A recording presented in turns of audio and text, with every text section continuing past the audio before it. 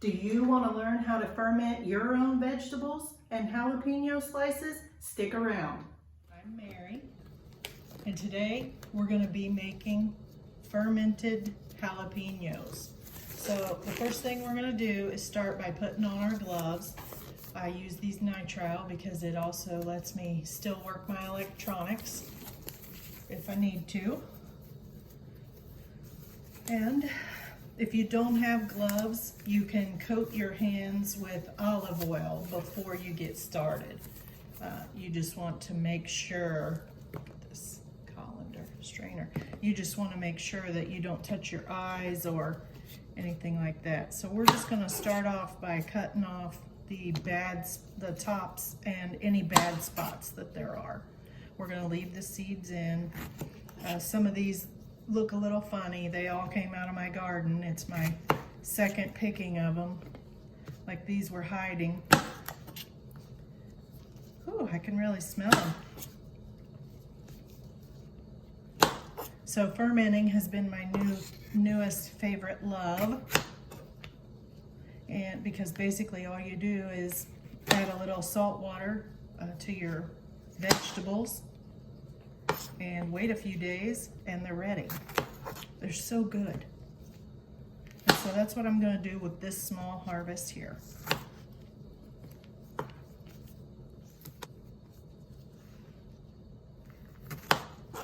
Okay, now we'll put the tops here in our chicken food bucket.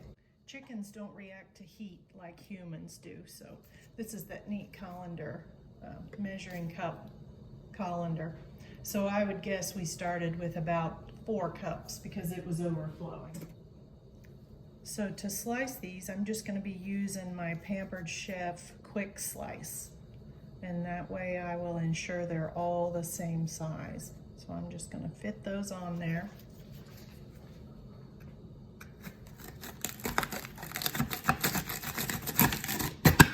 Rock that back and forth a few times.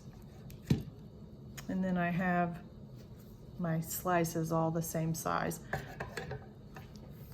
Okay, and now all you need to ferment, I see a little spot there that I'm going to put in the chicken food, are a wide-mouthed jar and a smaller jar that fits inside that you can use as a weight.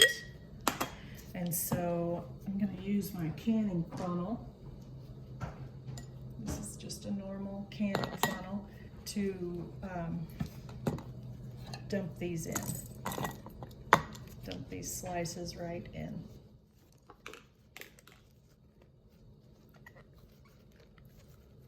Just pressing them down in so that we ensure we get a nice tight fit. Okay, so this one, let me show you the blade on this. Can you see how that's like a V? It's deeper, like a wedge almost. Let me see. There, you can see. So it starts cutting in the center sooner than out on the edges.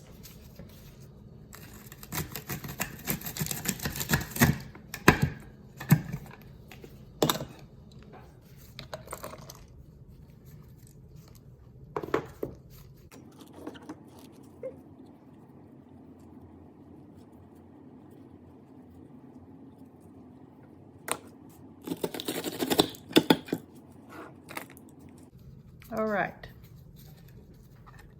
so that's all of our jalapenos. Okay, I think I'm just gonna split these 2 jars up between 2 pint jars because it seems to be too much for either jar.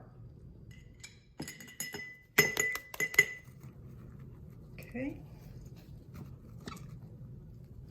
Oh yeah, I'm much happier with this.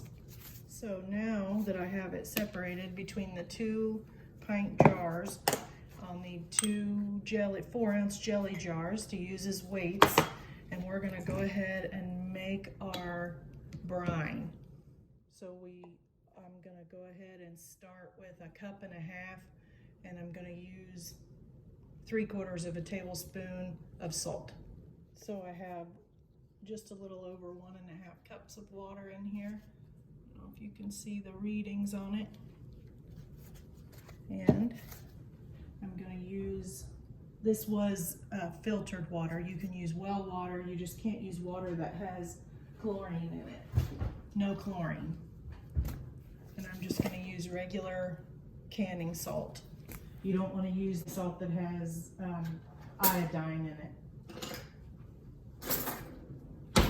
And so I have this adjustable measuring spoon, and I want to set it for just about 3/4 of a tablespoon. And then I'm going to fill it up.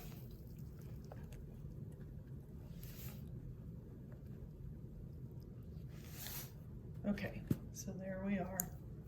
We're going to dissolve this, and we're just going to pour it into our jars to cover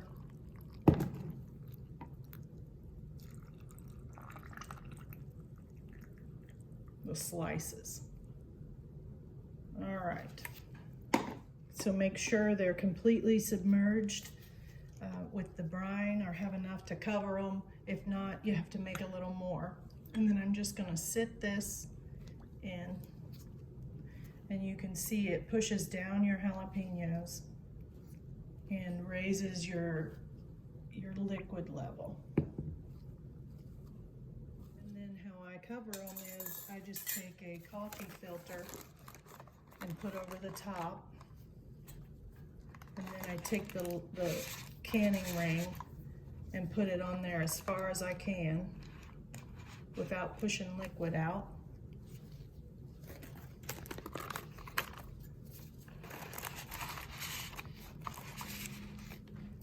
And then when you get done, you have something that looks like this. And so we will just sit this on a plate or in a bowl, so that in case when it starts fermenting, if any of the liquid comes out over the edges, it'll catch it and you won't make a mess. We're going to leave it for 3 to 5 days. In 3 days, I'm going to start tasting it.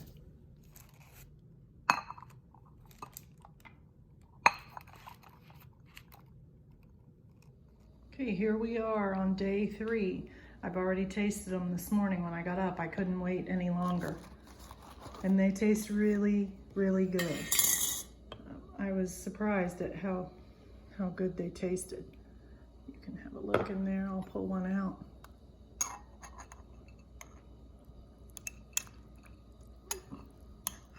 You can see it's bubbling a little bit. That's the ferment starting to work.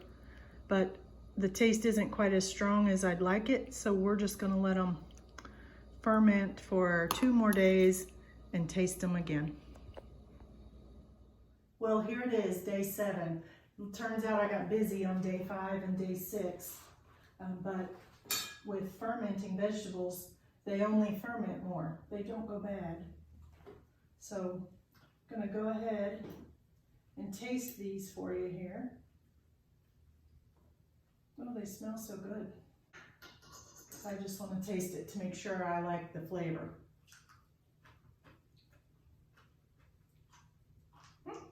It's good. Super good. So what I'm going to do now is just go ahead and take the jars that I was using for weights out, get rid of my coffee filters, and I'm going to, I use the Tatler canning lids. You can use a metal canning lid if that's what you prefer, but I like the Tatlers, and I encourage everybody to go check them out for all kinds of canning. And they also work for cold storage in the refrigerator. So I'm just going to put those on there, screw the rings down, and store them in the refrigerator. And we're going to eat on these all winter long. So thanks for joining me and learning how to ferment your own jalapeno slices. You can basically use this for any vegetable, the salt water method. Subscribe to catch more great videos.